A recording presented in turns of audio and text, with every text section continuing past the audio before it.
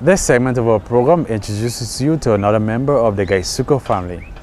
This week brings you part 2 of Mr. Levi Nedd's story.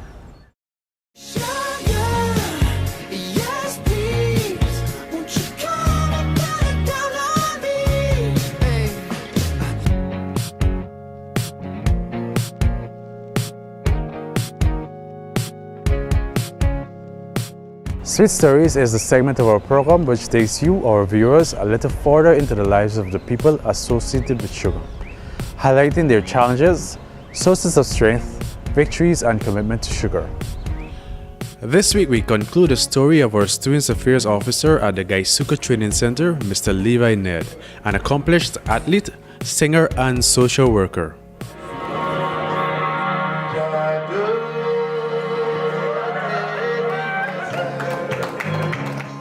C'est mon histoire. Because of how I grew up, I do not want others to grow up like that. I want to give a helping hand. And that is why I actually pursued social work. I like helping people.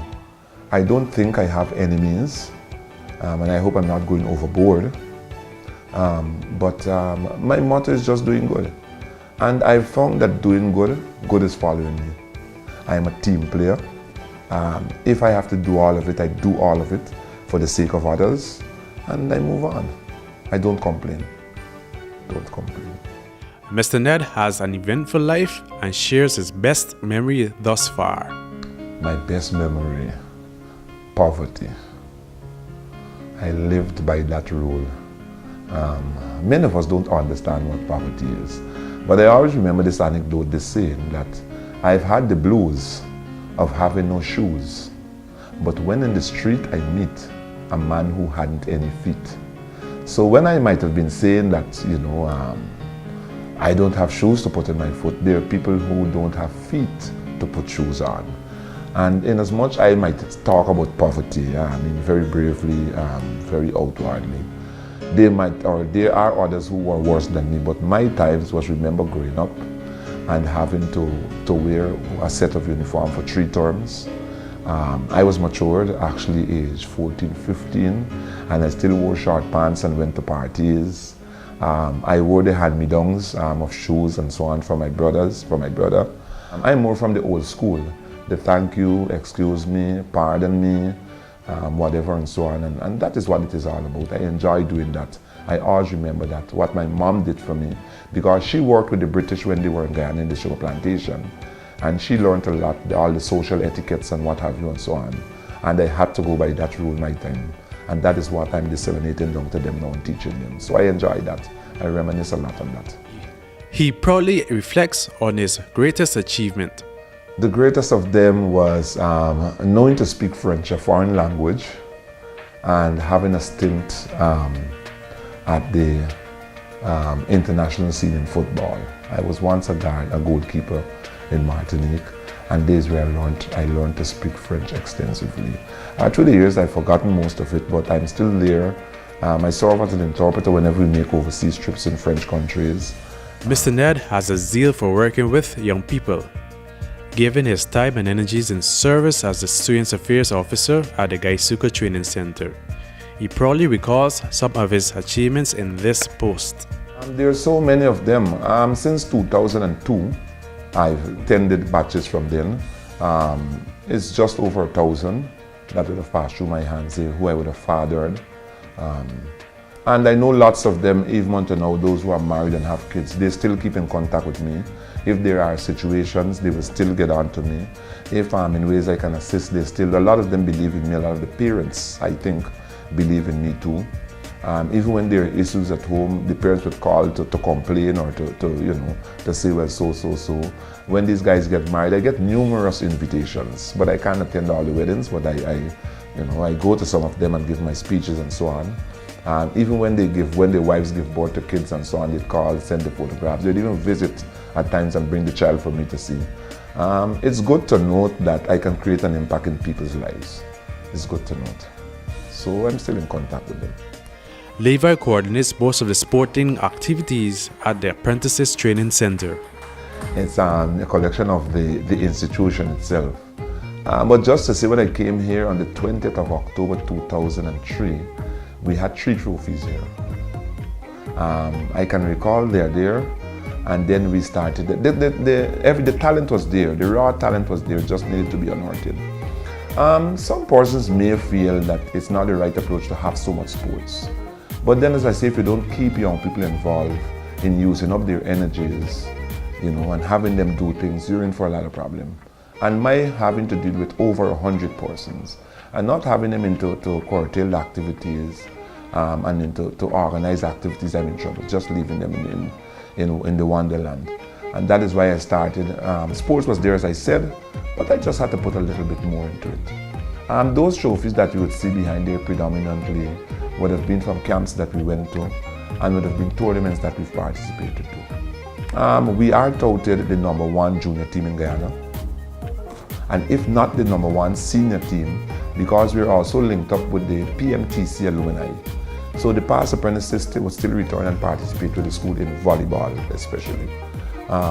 And we're dubbed as the best team on show in volleyball. Also we participated on the 19 cricket, but for a while we haven't had that, but the children are still playing competitive cricket amongst themselves.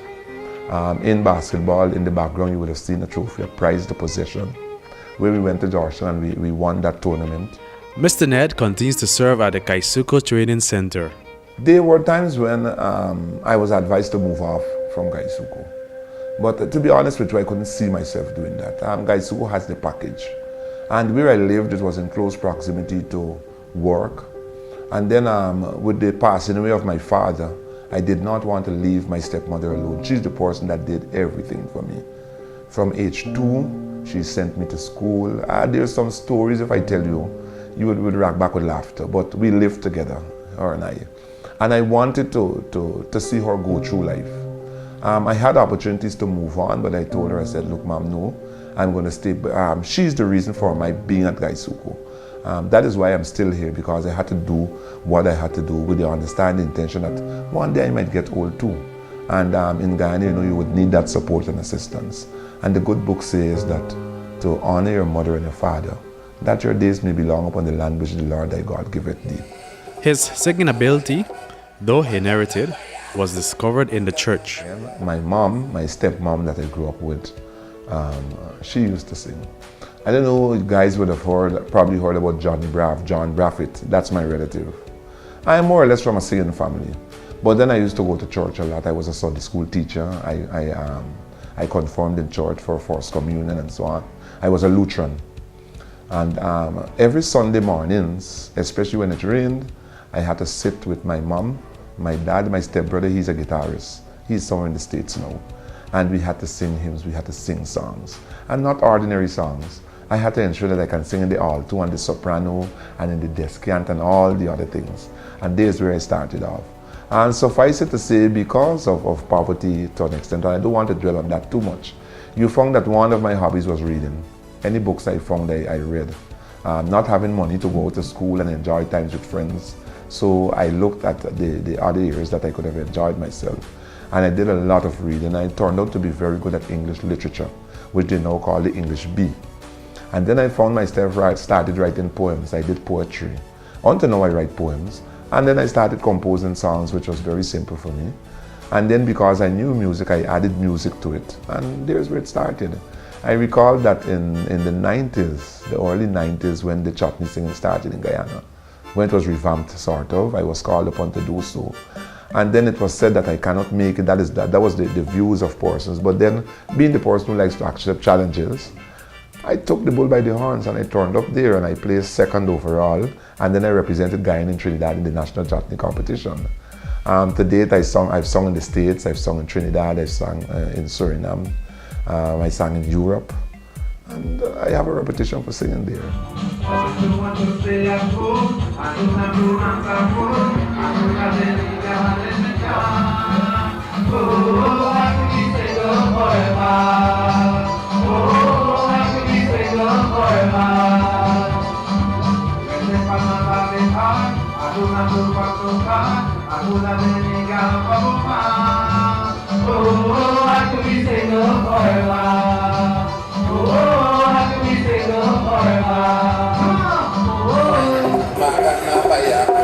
Makan apa ya?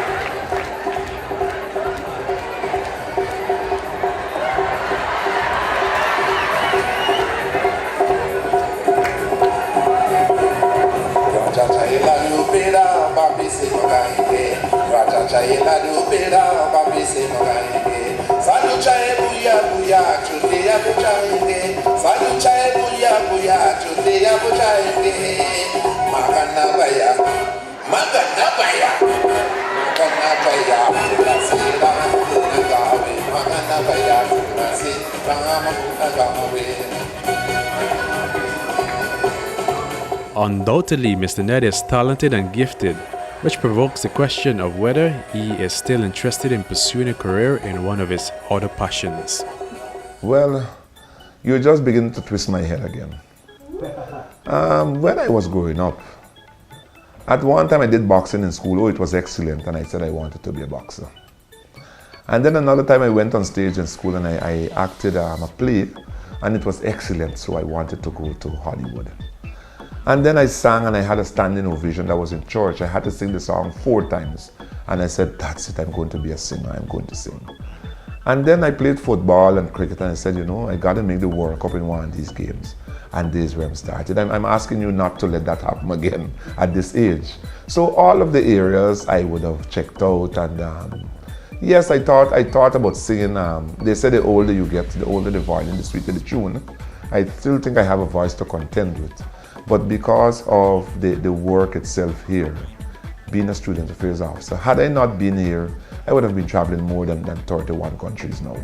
But because of the commitment to this job, you have to be here for the kids. People wouldn't see it on the outside. I think that is what is holding me out. However, if the Almighty gives me the chance, when I'm finished here, I will continue to sing. Because I like singing, and as I said, I like to propagate the culture to young people. So much so that I don't follow up the songs now that they sing, but the good ones anyhow. He offers these comments in relation to working with young people. For young people, if you don't find activities, if you don't find things for them to look forward to, that is when situations occur. And I always say, the message that I always leave is that for young people to become adept in the future, so to speak, it's either religion and sports. That's the way out. Yes, we all have to be educated. It's a must. It is good that we're educated. But then being educated, as one guy recently said, that you need to have common sense. You can have all the PhDs and all the what, but having the experience and the common sense is what takes you into the world. And as one boss used to tell me, that you must have your ears to the ground to hear the beats and to know what is happening. You must be able to dodge amongst the raindrops so that you can get wet for survival. So we may study and further career, which is good, but then living the life, having the common sense, having the experiences, it gives you a lot. It takes you very, very far away. And I'd like to leave with young people. Everybody always say, be positive, be positive, be positive. I like to tend to be positive and also to be focused. It is their world. Whatever is offered there now, it is very challenging. That is what they came and they met. So it's an uphill task for them. I would trust that there are persons like me, older folks, who can assist to guide them. The parenting is very, very important, and to guide them, because they wouldn't know which route to take. They are but young. The most you can do is advise them, but advice isn't much. Mentoring, mentorship, and those things are very, very important for the young people now. Mr. Nedd has a bank of experiences to share, and through it all, he has no regrets. Regrets, regrets, regrets. I'm just remembering that song from Frank Sinatra, and now the end is near. I'm trying to remember if there was any regrets. As I say, yes, I always make it a turnaround. I make it a challenge. I always make it a challenge. And there are some regrets I will not want to air, if you understand. But I don't think there are any regrets so far. I've lived my life. I've lived, there's this poem, if you can hold your head up when all are blaming it upon you. I think I'm the master for that. Many times, often people tell me my skin is thick. And if I were to listen to gossip, or they say if gossip used to kill, if it kills, I would not have been surviving here to tell the story. Merci beaucoup, Monsieur Nedd. I hope you're encouraged to make the best out of every situation and to tough it out. There is a silver lining behind every dark cloud. Join me again for more stories next week, right here on Sweet Stories.